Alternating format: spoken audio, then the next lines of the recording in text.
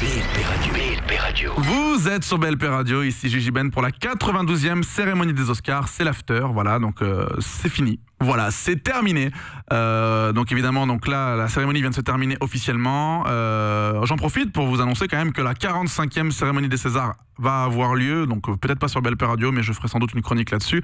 Ça a lieu du coup fin février cette fois. C'est fin février, je crois. C'est toujours particulier parce que souvent les Césars de base, c'est toujours genre la veille des Oscars ou quoi. Et puis il y aura évidemment Parasite qui va être nommé aussi au César. Donc on va prendre un de plus. Hein, on n'est plus à ça près de toute façon. Oui. Donc voilà, mais avant toute chose, je tenais à recevoir une dernière fois Mélie et mon ami Johnny pour du coup discuter de cette soirée, qu'est-ce qu'il s'est passé. Dites-vous quand même que ça fait, je crois ça va faire 8 heures là, parce que du coup on a commencé à 22h, il est 6h bientôt, ça va faire 8 heures de direct. Ouais. Ouais les gars, j'ai envie de mourir. Non, on a commencé avec les avocats du diable, on a bien discuté, on a fait ensuite un petit tour entre minuit et 2h pour voilà comment ça allait se passer. Là, bah écoutez, il reste un peu moins de 20 minutes de direct. Et donc du coup, voilà, votre ressenti sur ce direct, sur ce que vous avez vécu, sur vos surprises, sur voilà, voilà. Mélie, on va commencer par toi. Première expérience radio. Alors Mélie, elle est explosée là, les gars. Ah oui, là, les au yeux, début, ils sont en bas des joues. Mais là, ça devient compliqué. Ça devient compliqué là. Hein. Ah oui. Ouais, je peux comprendre. Mais même Johnny fait le mec, mais je vois les yeux. Non, ça va. Le café va être de rigueur. Mélie, du coup, qu'as-tu pensé de cette cérémonie ? On n'était pas parti sur l'émission, là, on est pas sur la cérémonie, tu veux ? Non, mais sur la cérémonie en soi, puis ensuite sur l'émission en général. Voilà. Est-ce que tu as des surprises ? Est-ce que tu as vécu des belles choses ? Est-ce que tu es déçu ? Bah, franchement, j'ai jamais regardé les Oscars, donc franchement, c'était pas mal. Après, au niveau des surprises, pas grand-chose, quoi. Contente que Parasite gagne quand même autant parce qu'il le méritait. Mais, ouais. D'accord, ok. Et au niveau de l'émission de... Ah, c'est très sympathique. C'est vrai ? J'ai jamais fait de la radio. Pas mal, hein ?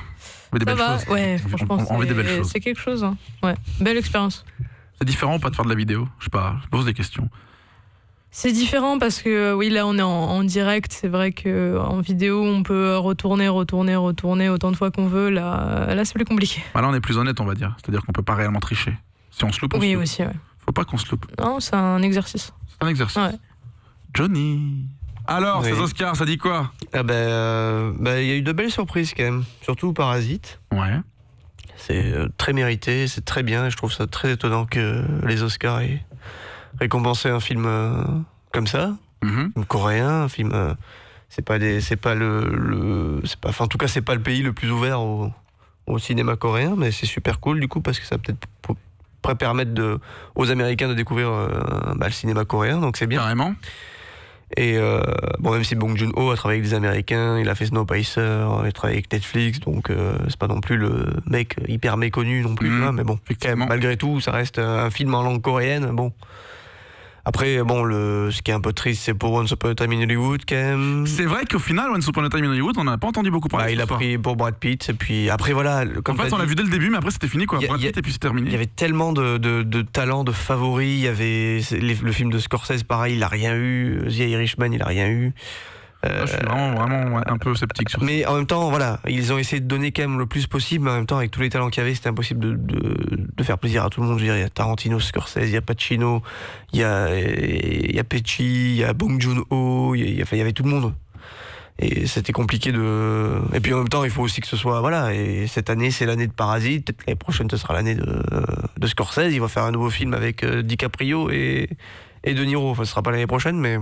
Ouais, c'est vrai que si c'est l'année prochaine, ça fait un peu... Ouais, non, mais bon. Non, je pense qu'il y a Andrew Garfield qui va revenir un peu, là, ça fait longtemps on l'a pas vu.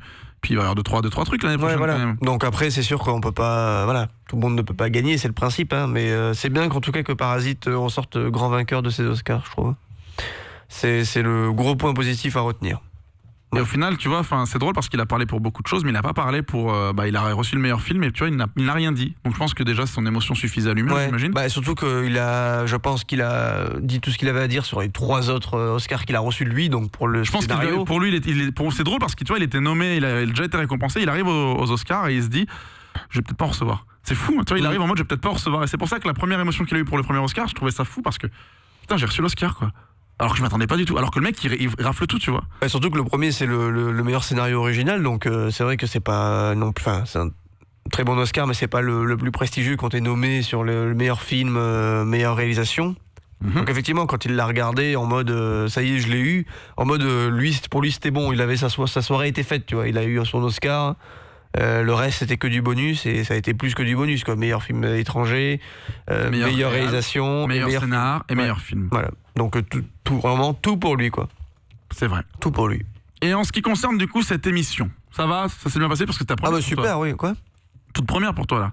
Oui, ouais. Après c'était très bien, moi j'aime beaucoup vivre des moments comme ça avec partager avec d'autres personnes, pouvoir en discuter, c'est très agréable. Donc quoi qu'il arrive, ça reste toujours, on est tous des passionnés, on discute de cinéma, qu'on soit d'accord ou pas, ça reste toujours un plaisir. Donc même si c'est fatigant 8 heures. N'en parle pas. Mais bon, non, il fallait. Et puis voilà, moi, je viens pas d'à côté, donc j'ai pris le maximum de plaisir pour en profiter et pas rentrer en me disant. J'ai loupé, ouais. Voilà. C'était le but du jeu aussi. Je suis allé à fond et c'était un vrai plaisir de partager ça avec vous tous. Ça nous fait très très plaisir. En tout cas, merci à vous deux d'être venus. Vous avez, avant qu'on termine du coup avec vous, est-ce que vous avez tous les deux là, dans l'année 2020, un film que vous attendez particulièrement, qui vous hype, quelque chose que vous attendez. Putain, vivement qu'il sorte ce film. Dune. Dune, pour toi? Ouais, fin décembre, donc c'est vraiment fin d'année, mais Dune, ça va être. Donc on imagine qu'il sera aux Oscars aussi l'année prochaine. Il y a de bonnes chances. J'espère, je l'ai pas encore vu, mais je pense que. Non, connaissant Villeneuve, je pense que. Il va pas le rater. Villeneuve, ça fait combien? Il était venu pourquoi? Il y a 2 ans? C'était pour avec La La Land, il était en confrontation, je crois, avec c'était quoi? Non. Blade Runner, il a fait. Ouais, pardon, ouais. Il a fait Blade Runner, ouais, c'est ça. C'est Damien Chazelle. Ouais, La La Land. Mais Blade Runner, il a pas été nominé plus que ça. Mais il y avait pas eu un truc où je sais pas si c'était Denis Villeneuve avec l'affiche était une soucoupe volante, mais je sais plus ce que c'était. Pareil, il y avait eu un Premier Contact ou un truc comme ça. Premier Contact. C'est ça, hein, ce qui me semblait aussi. Je dis pas que de la merde à cette heure-là, j'avoue. Regarde, je l'ai vu, Michel, au loin. Mais Ellie, est-ce que tu as, toi, un film que tu attends cette année? Un film particulier? Oui, je dirais Dune aussi, sinon le Nolan, évidemment. Hein. Et oui, t'es net, les gars. C'est vrai. T'es net. C'est vrai. Mais j'ai l'impression que ça va être... Enfin, ça va être bien, j'imagine, tu vois, mais j'ai l'impression que c'est... Là, pour le coup, c'est vraiment Christopher Nolan qui fait du Christopher Nolan à 1000%, quoi, tu vois. C'est ça qui nous manquait aussi. Dunkerque, ça n'a pas forcément fonctionné non plus. Moi j'ai beaucoup aimé Dunkerque parce que ça. Mais là c'est vraiment du Nolan pure souche quoi. Tu peux pas faire plus de cinéma Christopher Nolan. Ce qui est pas plus mal, hein, c'est pas péjoratif bien sûr, mais quand j'ai vu la bande-annonce ça m'a fait rire quoi. Je suis en mode putain alors là il est en train de, voilà, c'est lui là. Tu peux pas faire plus Nolan que ça quoi, tu vois. D'accord. Donc non mais je pense du coup qu'il va maîtriser le truc à 1000%, ça c'est sûr. Après avoir les acteurs, John David Washington. Est-ce qu'il sera à la hauteur Ouais, c'est vrai qu'il y a des acteurs qui arrivent. Après, il y a Pattinson, lui, je pense que ça va. Pour le Batman qui arrive. Mais John David Washington, il est pas super expérimenté. Il a fait Black Landsman, mais après, il a fait quelques séries. Il a fait Bowlers aussi, mais c'est pas l'acteur le plus expérimenté. Donc, est-ce qu'il va réussir à être à la hauteur, à porter sur ses épaules? Parce qu'avant ça, il y a eu McConaughey, il y a eu DiCaprio, il y a eu Christian Bale. Donc, est-ce qu'il va réussir à porter le film? À voir. Mais voilà, c'est un bon acteur quand même. Sinon, il y a le dernier Wes Anderson aussi. Ah, il y en a un autre qui arrive là? Ouais, The French Dispatch. Ah ouais, j'avais pas. Ouais. Ah, vous avez pas. Non, j'avais pas eu l'info. Ok. Bon écoutez, en tout cas, merci à vous d'être venus et d'avoir participé à cette 92e cérémonie. C'était un plaisir. Vraiment, l'exercice était cool et puis on a bien discuté et puis j'ai pu avoir plein de choses. On se reverra sans doute pour les avocats du diable ou pour d'autres choses. Bien sûr. Ça, il y a peu de doutes possibles. En attendant, du coup, nous, écoutez, auditeurs, on va se retrouver juste après la bande-annonce de Lupin 3 avec Alban et Boubacar pour leur dire au revoir, pour terminer cette cérémonie en beauté. Merci à vous deux d'être venus. Et puis, écoutez, on s'écoute tout de suite la bande-annonce de Lupin 3.